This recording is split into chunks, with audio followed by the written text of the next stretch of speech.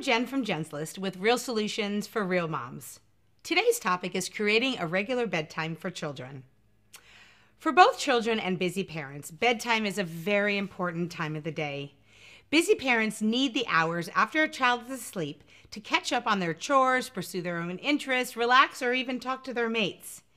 Children not only need sufficient sleep, but also need to reflect on their day experience and need to be reassured that tomorrow will be better or just as wonderful.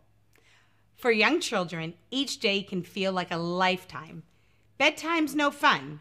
They often feel like they're missing the fun going on with others in the house still awake, especially when older siblings have later bedtimes. They have to collect all of the emotions about the day's events to go to sleep. They want to be reassured that mommy or daddy will be there in the morning and that more wonderful experiences await them tomorrow. There are many ways that parents can help children with bedtime. Number 1, establish a regular hour for bedtime so children know what to expect. Choose a time that meets everybody's needs.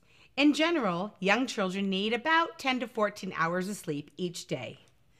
One way to determine a satisfactory bedtime is working back from when the child usually wakes. For example, if your child wakes up at 7 a.m. each morning and takes a 2-hour nap every day, count back 10 hours from 9 p.m.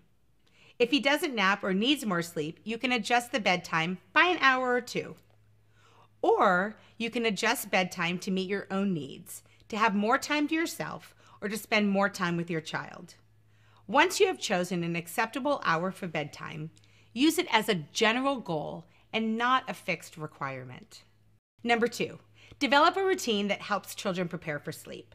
The structure of a bedtime routine also gives children a sense of order, and that is very reassuring. A routine is a predictable sequence of events. It doesn't matter what the bedtime routine is, it's just as important that the events flow in a regular pattern. So for example, you may want to have your child have a glass of milk, then take a warm bath, brush his teeth, have a short story, and then lights out. In general, parents should establish bedtime routines that help children calm down and become quiet. So if bath time tends to be loud and splashy, schedule it earlier on in the evening. Number 3, create bedtime rituals that have special significance for your child. Getting clothes ready for the next day raises promises for awakening. Reading a bedtime story together lets parent and child share a special moment together, and depending on the book selected may help the child resolve certain feelings. Singing lullabies can enhance the quieting process and provide a soothing, comforting end to the day. Tucking in Teddy or Dolly brings peace of mind to children who don't want to be left alone. Number 4, be prepared to help children calm down. Some children may require more time and attention before they can settle down and accept sleep with comfort and ease. Having 5 children myself, I know that children are intensely individual and each have different needs and different experiences throughout the day. For some of your children, the day may have passed with relative tranquility, but for others, they may have had a stressful day, leaving the child filled with tension and pent-up emotions. This backlog of feelings can prevent him from settling down. You can help by allowing him some leeway within the specified bedtime to unwind, calm down, and collect his thoughts and feelings. Listening to your child review his day and recognizing that his experiences are important can be very helpful. Number 5, avoid bedtime conflict. Parents become unnecessarily upset when children do not fall asleep right away. If children have been cooperative with the bedtime routine and are quiet, fatigue will take over and they'll eventually fall asleep. If they have not yet settled down and still seem tense, you should spend a bit more time on the quieting process.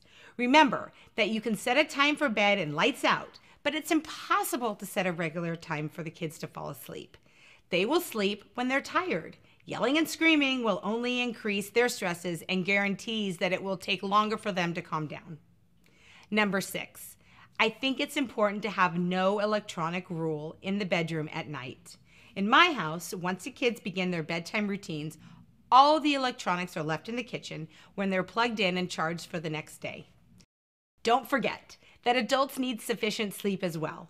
Fatigue and exhaustion can play a critical role in parental stress and anger.